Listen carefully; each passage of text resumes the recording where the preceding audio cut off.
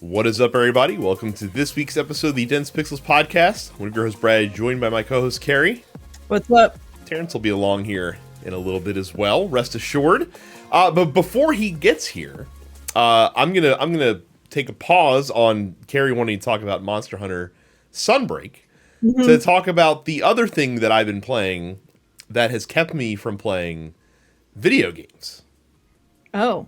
And I have now gone headlong into the deep and terrifying world, Carrie, and this is relevant to your interests, of tabletop role-playing games. Hey! Investigating. You playing some Dungeons and or Dragons? No, I am not playing D&D. That is not the preferred way to go. I've been exploring these. Jesus. No, what I don't mean it. I don't mean it like that. But I feel like D&D seems like the basic bitch game of the TTRPG world. I'm just saying, like it's the one that everyone knows. You're gonna be out here being like, oh no, I run on GURPS. No, I don't run on GURPS. I'm not a crazy person, and I generally don't like products that Steve Jackson Games puts out for the most part. So, Wow. What's up, Terrence? Hello, can you hear me? Yeah, we can hear you fine. What's up? Look at those new fancy headphones you got rocking. Got a camera and everything. Yeah, Got a whole new camera rig and all this other shit. Nice. So I've been dabbling in the TTRPGs. I've been reading a lot of core books because for some reason that's just how my brain works. And I've been also investigating the solo role playing space a little bit. I've started a solo campaign of Ironsworn Starforge, which has been really fun. I've done a handful of sessions of that already, and that's been a pretty good time. They have a pretty robust system built for solo play in there with a lot of like different oracle tables and things like that you can roll on so that you're not just making a story up in your head essentially as you go. So yeah, that's been a lot of fun. Diving into Blades in the Dark a little bit, and would love to start a campaign of that at some point because that looks like a really dope game.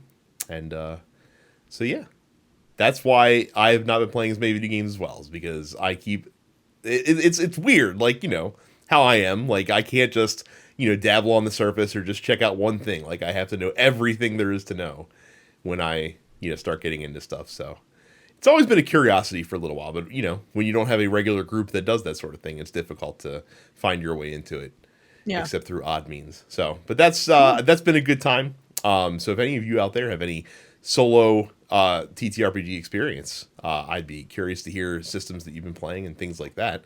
But Carrie, obviously, you've been playing Hunting the Monsters for the last I have weeks here. hunted so many fucking monsters. I've been playing the Sunbreak expansion of Monster Hunter Rise. I am playing on PC rather than on Switch, but it's great. This is everything I wanted out of this expansion, and then some. The new area of Elgato is super cool. The new NPCs are all super fun. It's great. Like the new monsters are cool because you have some monsters that are like returning from other games, like Gormagala, and then Espinas, and then you have your variants of things that were new for the vanilla version of Rise. So you've got like Pyre Rachna Kadaki and Blood Orange Bishaten and stuff like that. And then you have like the totally new, like never before seen guys. And those are also really cool. Everything's super fun. The sort of storyline focuses on these what are referred to as the three lords. So you have Garangolm, who's sort of, and it's all very horror inspired. So you have Garangolm, who's very clearly based on like Frankenstein, and then you have Lunagaron, who's very clearly based on werewolves, and then you have Malzeno, who's the elder dragon of the trio, and very clearly based on a vampire. So very, very fun aesthetics going on.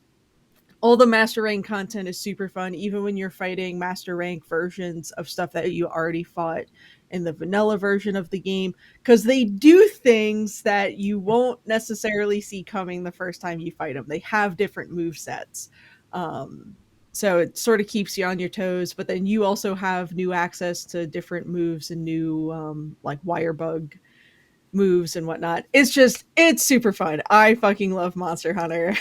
And I will be playing it probably as soon as we're done recording this show this evening. But that's not the only thing I've been playing. I was on a work trip this week and I downloaded Klonoa Fantasy Reverie series for Switch because I wanted something simple and fun to play in the airport and play on the plane. And that's exactly what I got. It's super fun. Those games are super charming. If you haven't played the old Klonoa games, Fantasy Reverie series is a great place to start, especially since they do have like different difficulty modes that you can switch between. Game looks great, sounds great. Can't complain about that at all. I've just been playing the first Klonoa game, Door to Phantomile, and I'm literally at the final boss. So we'll see whatever next trip I end up on will probably be when I start to take on Klonoa 2. I've also been playing Stranger of Paradise Final Fantasy Origin. Yeah. Still messing around with that, huh? Yeah, that game is bad, but it is also the hardest I think I've laughed at any game in a long time. So if you have the opportunity to play that game with two friends so that you can run the entire game in 3-person co-op mode, that's how you should play that game. I would not recommend that game if you were just playing it by yourself. But, you know, I a played the couple of your demo buddies. when that came out. Yeah, I also played the demo. I thought the demo was trash, and I was correct. The game is not good. I didn't hate it. It's not good. Some of the combat mechanics are kind of fun because you can sort of set 2 different classes that you can just switch between on the fly. So you can like hit different combos and whatnot. So once you get the hang of that shit, that's sort of fun. Yeah, it's easily like it's probably the dumbest game I've ever played. Like, just in terms of like, in terms of writing, I think it's dumber than like Kingdom Hearts. It's got to be less complicated, at least. It is way less complicated than Kingdom Hearts, but I do think it is inherently far dumber. Yeah, I mean, on the plus side, like it's very clear what your goal is in that game, considering that the main protagonist says it like all the time. It's like his main catchphrase is that you gotta kill chaos. Gotta go kill chaos. Yeah.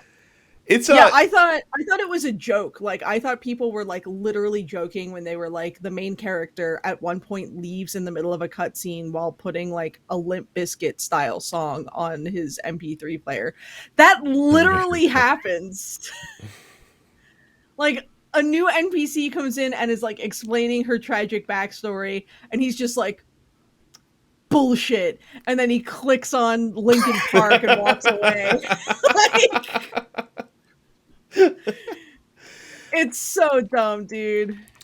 Just remarking on Monster Hunter, it is quite striking to see like the uninterrupted string of bangers that Capcom has been putting out, and really it started with Monster Hunter World. Like that was the game that really got the ball rolling on them kind of turning it around, because they were in a bit of a rough spot, if we recall, back in the mid-teens.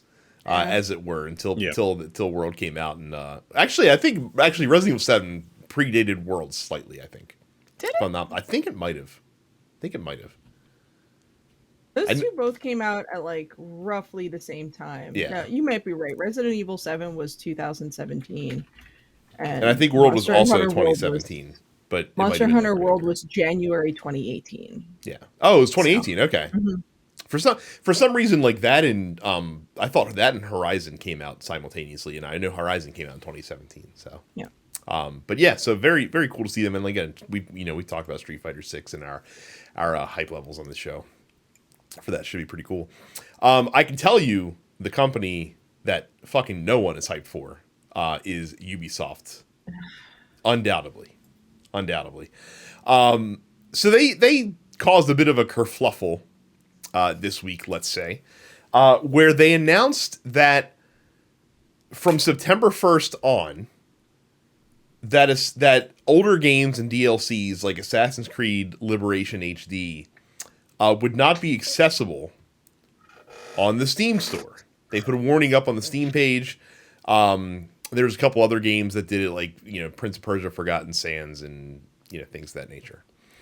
And people rightfully flipped a shit because this is the big thing that everyone's scared of with digital, with digital license agreements, is that, like, you don't actually own this game, so they can decide, you're not able to play it anymore. And the impression was given that even if you bought the game previously, even if you owned it previously, you couldn't re-download it from the store. And like I said, the internet lost their collective mind.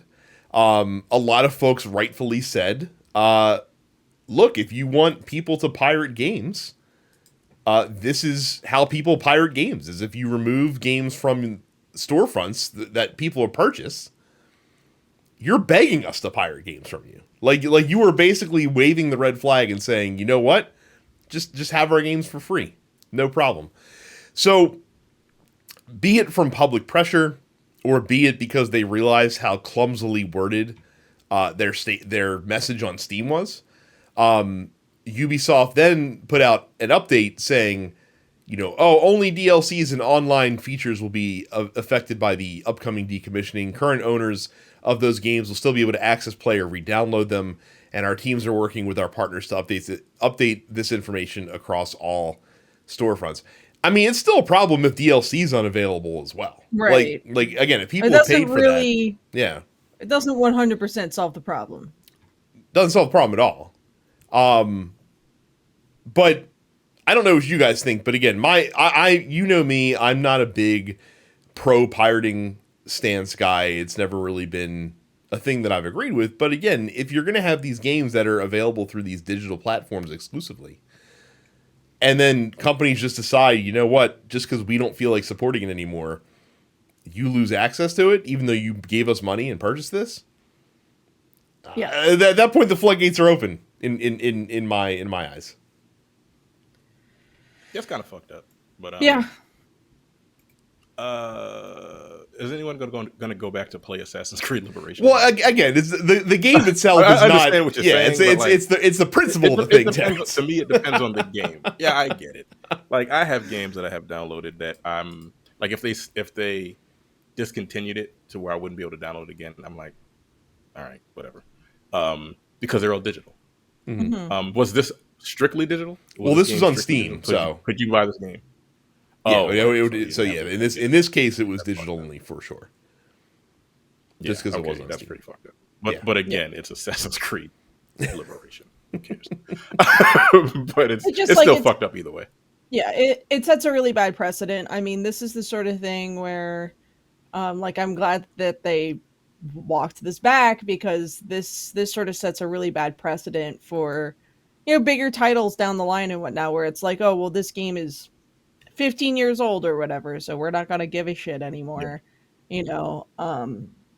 This is the lack of accessibility of being able to play games in a valid digital format is what drives two big things. It drives, one, the secondary pricing of physical copies on the secondary market these days. This is why, we have many older RPGs that cannot be easily accessed via, whether it be Sony or Nintendo's online stores.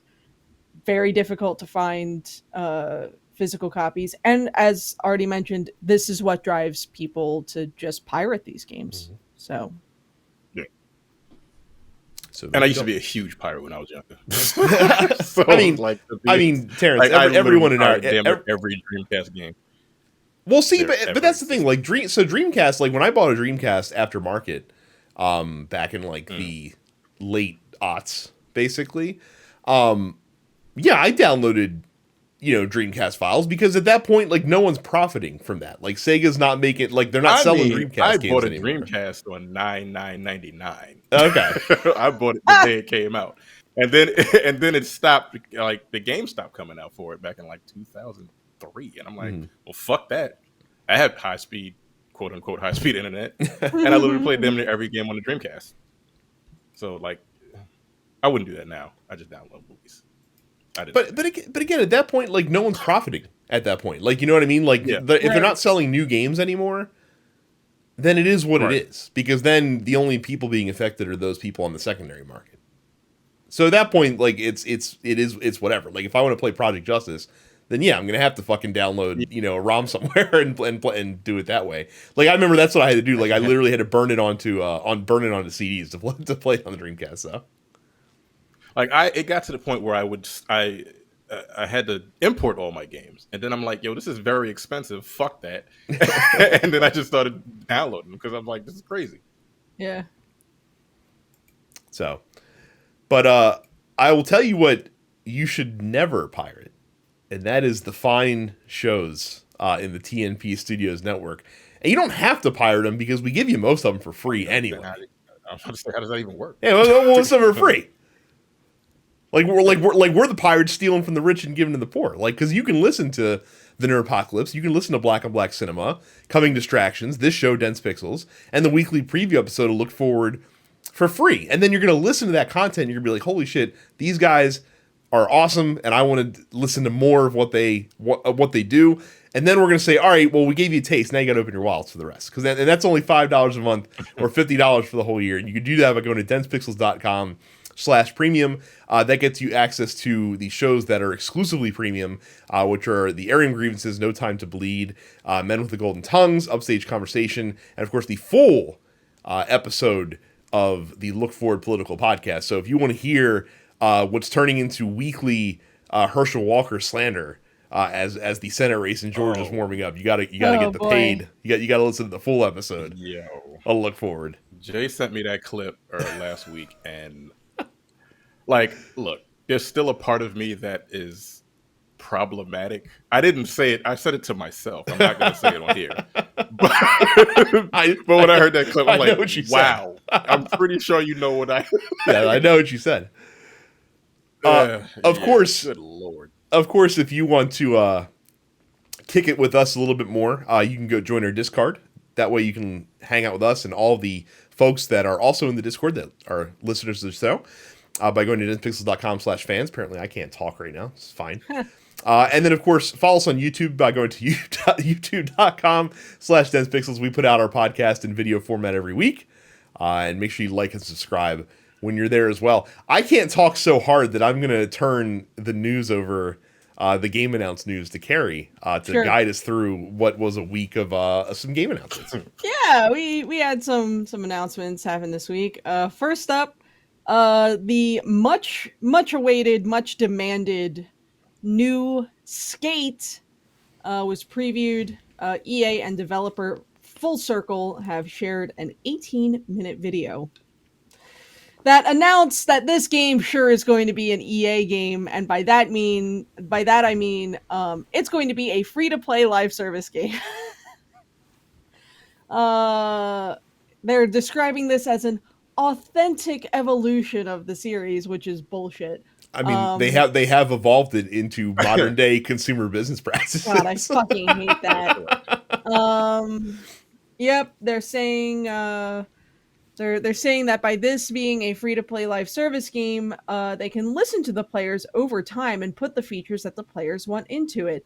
That they'll be updating the game for years to come so that players can come back and discover new things. There will be a regular influx of new gameplay events and tweaks, new content releases and events, lots of seasonal drops. Full cross-play and cross-progression across PC and consoles at launch, which is nice. Same features will also be included in the mobile release, which is still pretty early on in development and will come at a later date.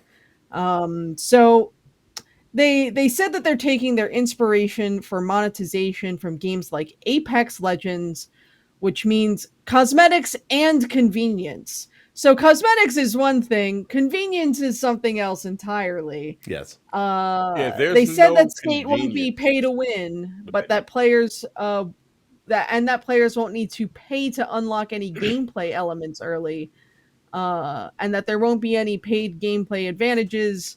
I don't think I really believe any of that, but we'll see. Yeah, Terrence, does Apex have like paid XP boosters in it and stuff like that? No. Okay. No, it's cosmetics and the season pass. Hmm. and then you pick up, or you can pay for like like the loot boxes or whatever. You pay money like $10 for 10 of them. I don't know how much they cost to unlock other cosmetics, but there are no XP boosters. There's no XP in the game. You know what I'm saying? Yeah. So when they say convenience, there is nothing of convenience in Apex Legends. So what the fuck are they talking about? I mean, I've I don't seen get it. microtransactions gated behind convenience before. The modern Assassin's Creed games all have XP boosters that you can purchase in those games, and Odyssey. Right, but what? Well, but so Your the way that can negatively impact moves? things is they can just they can hide content behind grinding essentially, and then just offer you way to save time. That's exactly what Odyssey did. Where it's like, hey, like I know like you earn XP really slow and you have to grind all these side quests to progress the story. What if you could earn XP faster? You could just give us $10 and we'll give you double Right. XP forever. Yeah, I understand that, but like, what the fuck would XP be used for in a skating game? Oh, they'll find some way to jam an experience bar. Unlocking super unlocking different tricks, unlocking boards that do things that's better. the Like fucked up part. Yeah. Because like skate was like supposed to be real skating, right? You use the right stick to do like real. This is not Tony Hawk.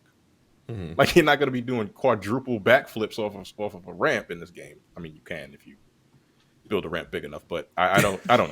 I'm not a developer, so whatever. I think there's a lot of folks that were really excited about this game that might have gotten their hopes mildly because I dashed. like the first Yeah. 3 skates. I enjoy those games quite a bit. A lot of people did. I don't see myself like I don't know. That's why I don't like. That's why I'm not tripping too much off of not having a system right now because everything is just bullshit. Yeah. Not every Just video game. games Not in every general game needs to be a really live service game. obnoxious. Like we need more Right, it's non-live fucking services. ridiculous. So Okay. Fucking Yep. Skate is gonna be a live service game. Cute. yes, cute indeed. Also, things that could be cute. Nintendo is purchasing Dynamo Pictures, which is a visual production company out of Tokyo, focused on CG animation and motion capture. They announced this plan earlier today, saying that they would change the company's name to Nintendo Pictures after the deal closes, which is expected to happen in October. Now, Dynamo has a pretty significant resume behind it already, both in animation as well as in video games. They have worked on television projects such as Yuri on Ice, as well as games like Near Replicant version 1.22 fucking whatever, and Death Stranding. They've also previously worked with Nintendo on the Pikmin short movie series. The intent of this acquisition is to strengthen the planning and production structure of visual content in the Nintendo group and focus on visual content utilizing Nintendo IP, which is really vague, and probably purposefully so. I'm sure because they don't want to say we're doing movies. It could mean that they're doing movies. It could mean they're doing miniseries or short films or television shows. It could mean any number of things. So, yeah, More to just come. an interesting little tidbit of news. Yeah, I mean, I could see like I'm not a game developer, so I don't know the ins and outs of game development.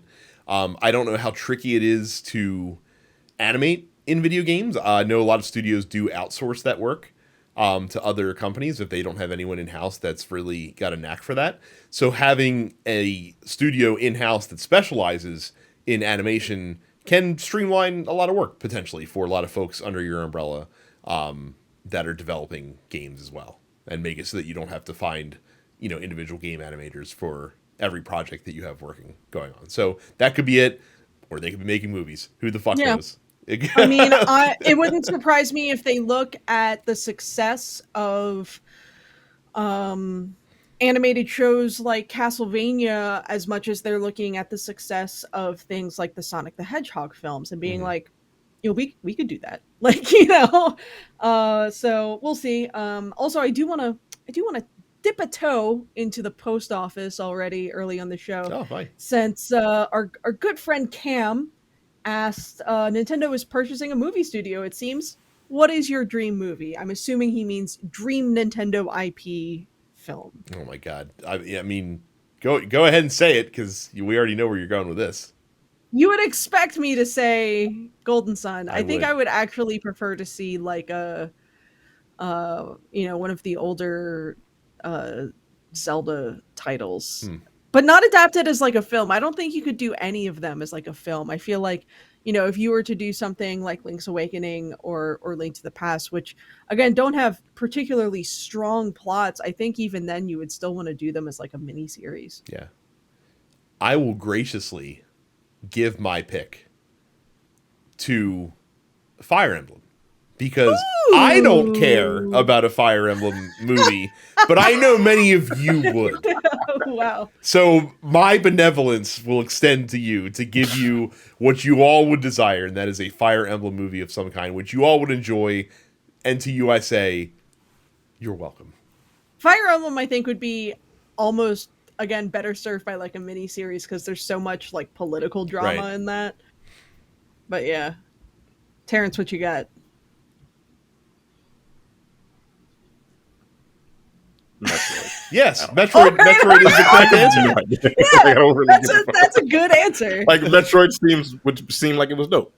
Yeah, I mean, loosely based like on it's Alien a to begin female with, character. so Yeah. absolutely makes sense. Right? Yeah, that's yeah. Yeah. So there you go. Word. 3 great choices. You're welcome, internet. Yeah. In other good Nintendo news, we finally have news on when Bayonetta 3 is coming out. I like the subhead on this. It's Look. just Nintendo Witch. How excited are you, Terrence? I don't have a Switch, but when I saw the trailer, I'm like, this makes me want to buy a Switch. It does because I like Bayonetta. I never played the second one. I love the first one. Yeah, this looks dope. As I think I've you told can you play before, the second one on Switch now too. but he doesn't. He's never had a Switch. Yeah, I know, but That's like the now that No, you'll be buying a Switch for I don't- Bayonetta 3, you can play all 3 games on the Switch. Possibly. Yeah. It comes out in September, right? October October. 28th. Whatever. Terrence, I said it before and I'll say it again. I think you would genuinely enjoy having a Nintendo Switch at this point. I think you would. I feel like I would because I play so many fucking like I play so many what are they, indie games? Yeah, that it would be perfect for me. Indie Yeah, games, there's a lot. and all the like great Switch games that you haven't gotten a chance to play because you never had it. Like you could dabble in Mario Odyssey, you could dabble in Breath of the Wild, all that good stuff. Yeah. Metroid Dread, like Metroid Dread was I don't great. think I'll play Breath of the Wild. Breath of the Wild doesn't look fun. Well, Everyone says it's great, but it doesn't look fun to me. Like, no.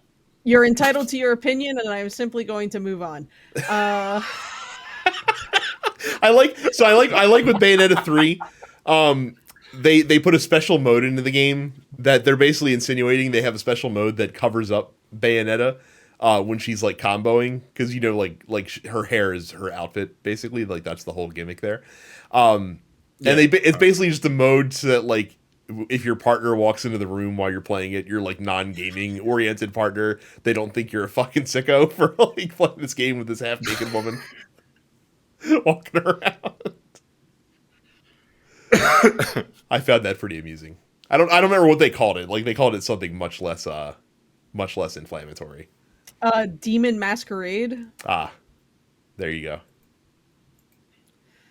So yeah, the way that I found out about the Bayonetta 3 news is that I have some friends who follow this like long-running gag account called The Daily Status of Bayonetta 3 or Daily Bayonetta, where every single day they post the same like image of Bayonetta and what's her name, Jean, at like a news desk, and it's just like there is no news, and then it was like yesterday it was there is news. Which they probably had that image in their back pocket for a couple of years at this point, just waiting to use it. It's pretty funny. So good for the Bayonetta fans, and good for them. There's going to be a special edition release of the game called the Trinity Masquerade Edition, which comes with a 200-page art book and title sheets for the entire trilogy. There will be a physical launch of the original Bayonetta on Switch on September 30th. So if you Already? want to... That's right, because when they put out Bayonetta 2 on Switch, it was Bayonetta 1 and 2, but 1 was digital code only. Yeah, that's right. So now you can have all 3 games on cart this fall. So also, quick side note on Nintendo news. They also announced Kirby's Dream Buffet, which will be an eShop exclusive downloadable game, which allows 4 players to roll around as different colored Kirbys. It's like someone described it as Kirby Fall Guys. Mm-hmm. Yeah, I mean, whatever. It's free, I think. So why not? So there you go. I've not gone back to Fall Guys since they made it free to play, because I definitely downloaded it on my Switch, but I have not fired it up yet to check that out. But I remember, like, we were like me, you, and Micah were all Terrence. Me, you, and Micah were all playing that shit like hardcore for a solid couple weeks when Fall Guys first came out. I played it for a good 2-3 weeks, and then I was like, "There's nothing." And I haven't played it since they've released a whole bunch of new games. I mean, on new events and shit like that. It got old. Like I said, it was a fun zeitgeist to be a part of. You know what else is a fun zeitgeist? Prime Day. Oh, but it's over. Like it you is missed, over. you missed Wow. it. You missed. Thank God, because I was getting real sick of seeing those ads. I just hope from the bottom of my heart, though, that when all of you were making your Prime Day purchases, when you were buying your $169 AirPods Pro and saving money on your TVs and whatnot, that you used our Amazon link, densepixels.com/Amazon, because you paid the same low Prime Day price, but you kicked a little bit of dollars to your friends at Dense Pixels, which is always great for us, because hosting a podcast professionally costs money. Like, to get this fancy equipment and hosting fees and all that stuff. So again, densepixels.com/Amazon. The link still works. It wasn't a Prime Day exclusive, like all those fleeting sales that passed you by. So continue to use our link whenever you shop in Bezos land. Now let's make a hard shift into really fucking serious news.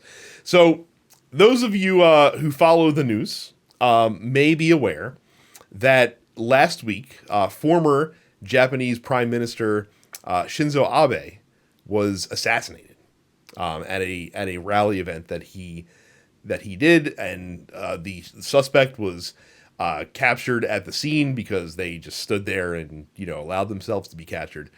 But if you're wondering what tie-in this has to video games, it's in a very bizarre fashion. So somehow, in the reporting of this news, I don't know where it originated, but when circulating images of the suspected shooter, a lot of news stations, or not news stations, but like a lot of people on Twitter circulated the photograph of Hideo Kojima, identifying him, not Kojima himself, but saying that this guy in this picture was the Abe killer.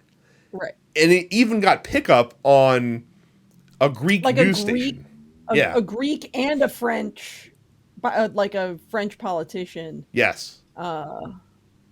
Who then apologized about it, at least, but not before doing no diligence whatsoever to check to make sure that his facts were straight before trying people to slander. On the internet, politicians on Twitter doing I know, due shocked as diligence you before tweeting bullshit. Wow. No. But this is a pretty big fucking deal. Like, this isn't just a small case of mistaken identity. Like there were people out there that literally said, like, this guy who is Hideo Kojima in the picture murdered the Japanese prime minister. Fucking shot him in the middle of the street. Like, that's not something you can just be like oopsie doodle my bee about. Yeah, like that's like hardcore grounds for serious libel. To the point that Kojima Productions put out a statement saying they fucking furious. Yeah. Oh, he was mad.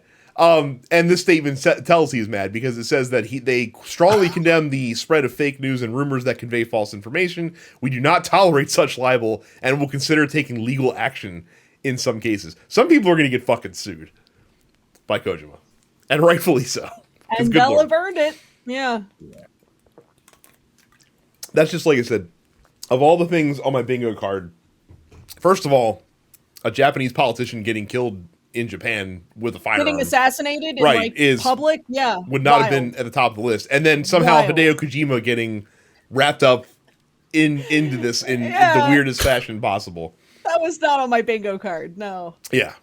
So I'm glad the record got corrected really quickly. It's also quite ironic that Kojima, of anybody, was implicated falsely in this because of like Right. the crazy lines and conspiracies that he has running through a lot of his different games and stuff like that. So Yeah. it's just funny that he finds himself in an actual conspiracy, though wrongly, as we mentioned on the show. So that takes us to the post office. Another hard turn. One moment. Oh, One before moment, we get Brad. there. We forgot to touch on this week's new releases. Oh, you're right. We did. Well, by all So, means, please. I'll go right ahead. Garden Story dropped on Xbox earlier this week, as did Time on Frog Island, which released on PlayStation, Xbox, Switch, and PC. Loopmancer released. Escape Academy came out today on PS5, Xbox, or PlayStation, Xbox, and PC, and I'm hearing a lot of really good things about that. It's So on I'm Game excited Pass as well. So. Yeah, I'm hoping to check that out. Also this week, Eyes in the Dark: The Curious Case of One Victoria Bloom arrives on PC, and Rune Factory 5, which already had, I believe, a Switch and a PlayStation release, finally hits Steam on PC. So if you are a Rune Factory fan, congratulations, you can now play it on Steam. Very good. And now we go to the post office. Yeah, and Terrence, this one's honestly for you because this is speaking your language. Daniel has decided to learn how to play fighting games because Street Fighter 6 has piqued his interest.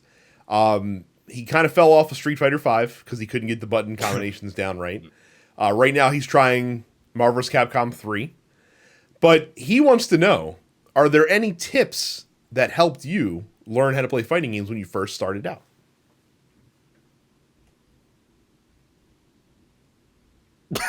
Any tips? Yeah. I first started playing fighting games in the arcade. So getting the shit kicked out of me is my tip for you. Like I don't really have a I'm trying to think. Practice mode. Yeah. Just learn the systems of the game.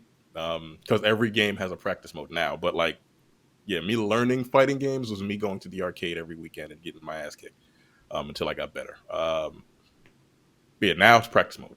Yeah. Jump online. Jump online. I would also recommend. Actually, the other thing is jump online, but get the game when it first comes out, because if you get it 3 months later, you're gonna throw it against the wall. Yeah, all this could be online at that point is the serious players. The casuals drop off at that point. Yeah. I would also say, especially when it comes to games like Street Fighter, but really, and this is true of any fighting game, try to learn one style of character first, because there's usually a lot of styles in that game as far as like the different inputs that they use, because like there are grapple characters, there are directional input characters, there's charge characters, things of that nature. So I would try to stick and learn one style, like figure out the style that best suits you, and go from there. Because Daniel goes on to talk about like he has trouble with like the Dragon Punch input and stuff like that.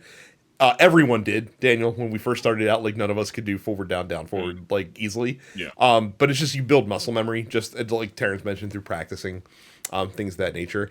Also, don't get obsessed with learning, with being proficient with just special moves, because most of fighting games are learning how to use your normals as effectively as possible and linking them into specials, not just leading with special moves. Usually special moves without a combo are usually just like a distancing tactic in a lot of cases, in a lot of fighting games. So like learn your normals, learn moves are enders.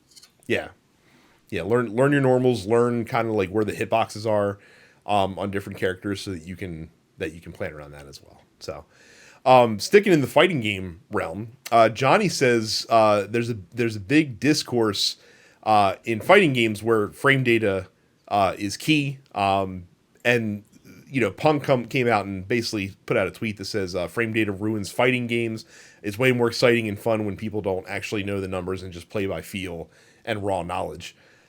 Does he have a point? Is it more fun when we don't, micro analyze every single frame and input in these fighting games?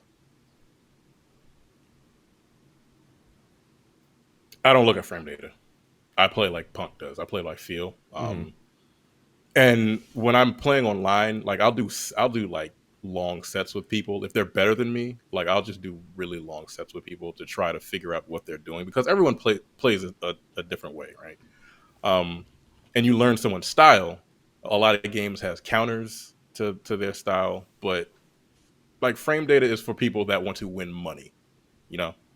They want to win. They want to win the $10,000 grand prize in a tournament, and they'll just sit there for hours learning frame data, because you have to know the frame data for every character if you want to be good. But I just play for fun. I mean, I'm pretty good, but I just play just to have fun, and I like to win, so I get mad when I lose. But yeah, I don't think it ruins it.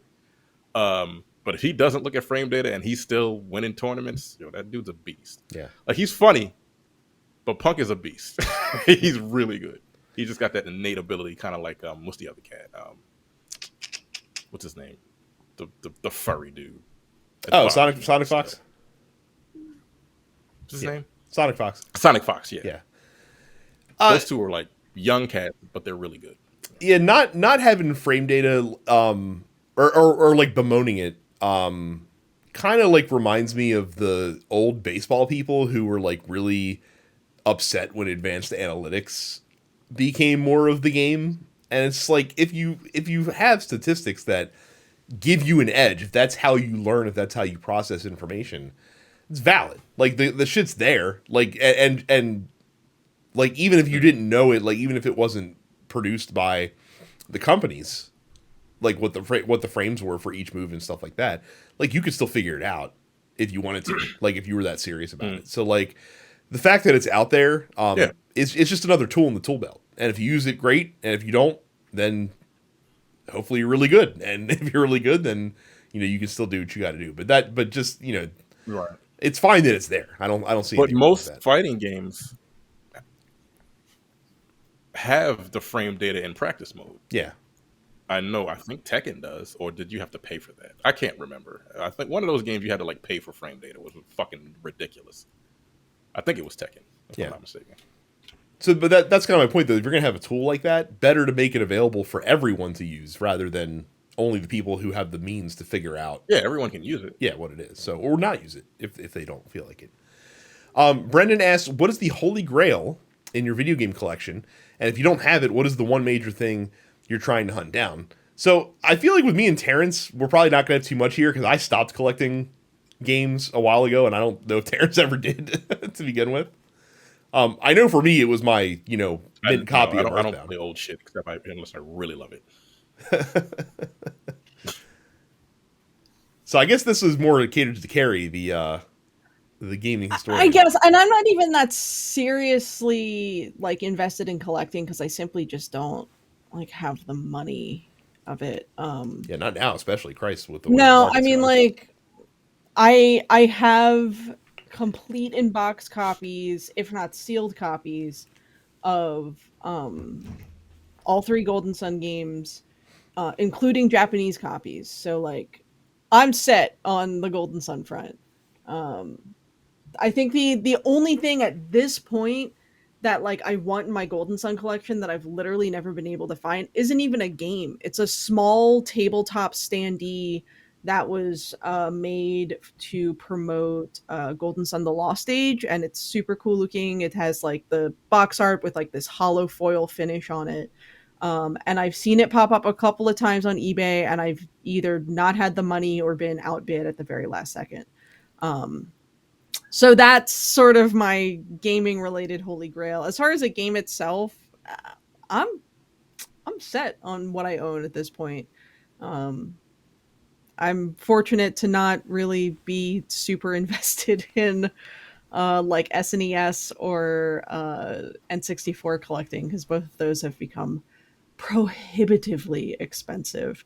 On the SNES front, like the one SNES cart that I like really sort of want is Harvest Moon, and that's turned into like a $400 cartridge, which sucks. But I wouldn't consider that a holy grail. That's just sort of like, it would be nice to have this at some point. I'm hoping that gets thrown on Switch Online at some point so that I don't really have to worry about it. Or, as we've discussed, Super Nintendo games are very easy to pirate, so I can play it whenever the fuck I want on an emulator. So, not that pressed. Yeah. Soul D Void asks, Switch is awesome, but not a pocket handheld. Which pocket handheld should make a resurgence or an update? Or is there something out there that you currently like? First of all, you can absolutely fit a Switch in a pocket. I was good. Well, maybe not women's jeans. No, yes, not women's jeans, but a man's pocket. It can serve. I have definitely put a Switch into my jean pocket before. Yeah. It's a tight fit, but it does. Especially fit. Like a Switch Lite. I would consider a Switch Lite. My pockets. Say again. Yeah. But pocket handheld gaming resurgence. Your pockets are big enough. Yeah. I don't know. Like, I feel like that the Switch and like the Steam Deck are like the pinnacles right now until something even cooler comes along. Honestly, I think if we're talking like small, perfectly portable little handheld machine, the Game Boy Micro was where it was at. Like, why are you the way that you are?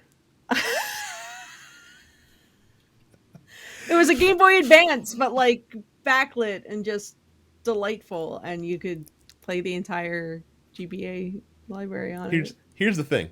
I don't think I could play a Game Boy Advance SP anymore because I'm an old man now. The screen's too small. Like I can't deal with this like 2.5-inch square screen anymore. Fair. Like give me my 5.5-inch or however big the Switch screen is. Yeah. Soul D Void also asks, what's the best pizza topping?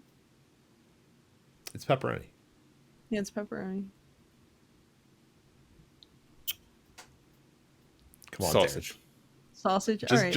just to be a contrarian. Just to be a contrarian. No, I like sausage. I do too, like but it doesn't be pepperoni. Sliced not Italian like sausage. As opposed to like the crumbly bullshit that usually ends up. I'm from on New York. pizzas. They don't put the crumbled bullshit sausage on there. What the fuck? That's fake. And then we will end with Anthony, who asks, "What is your favorite command input? A Mortal Kombat finisher, Akuma's Raging Demon, etc." What say you? What say you, Carrie? I don't fucking know. I don't play fighting games. I don't know command inputs. I don't know. I can tell you Are that. they talking about like finishers or what are we talking Whatever.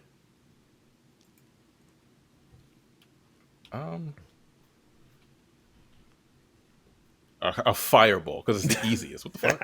I don't know. What? I mean, the fireball has had the most transition outside of the fighting game space. Like we've seen the fireball input, the quarter circle input in many games, many action games since then. I like the Zangief full circle spinning pile driver input just because I was never able to do one on a D-pad when I was a kid, and now I can, and that makes me feel really good. So that is my answer. You always had to double up. Like you had to jump and then do it. Yes. Yeah, that's how you do that.